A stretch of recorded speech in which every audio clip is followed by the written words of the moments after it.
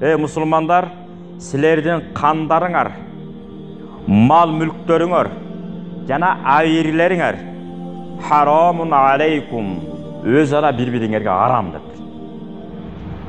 Балким біз қанын төкпешіміз мүмкін бір адамдың. Бұл оңой да, бұны сақтанса болады. Бір өлтірбеймін деп қойсыз, өлтірбейсіз, болды да, оңой да бұл.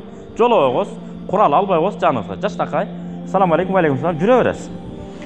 Жана мал мүлік деп тұр. Тора, мұны дәл албай қойса болады. Мысалы, біреудің мүлкіне тейбейсіз, бұл оңой да, бұны атқарып қойса болады.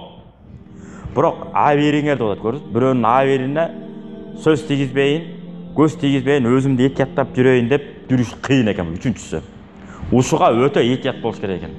Bir adamın ayırın tövüp koyup, ayırın açıp koyup, жалалаңа. Bir adamın gözü şunday ғой, жалаң кемшілікті көреді. Çıkıp жашнаққа кийинип алған bir adam, сонун турат, чач өсүп кетти деп, чачын карайт. Анан чачы деле өскөн эмес, бар жағы тегиз сонун. Анан кийин бут кийимин боосу байланбай калганын көрөт. Бут кийим байланбай калыптыр деп. Жалаң кемчилик карайт. Şu көздү эмне кылыш керек? Дарылап алыш керек. Жакшы көз караш менен караганды үйрөнүш керек. Ошон үчүн баягы Лейли Мажнундун окуясы жөн айтылган жок да. Баягы Мажнун деген жинди болуп калган деген сөз. Лейли баягы билесиздер, сүйгөн кызы. Анан ушундайла балабыз сүйүүгө жинди болуп, мас болуп калды. Şu кызын көрөлүчү деп, анан ата-энеси карайт да эме.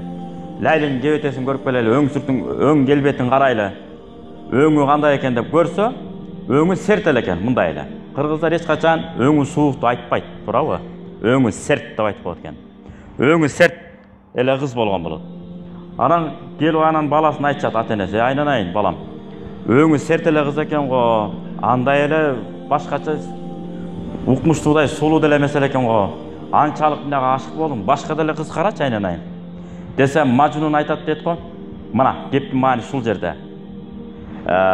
Силер өзүңөрдүн көзүңөр менен карап атпайсыңарбы?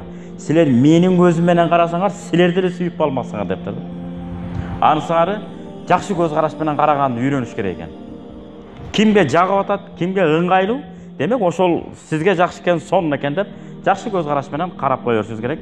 Бул эң жакшы нерсе.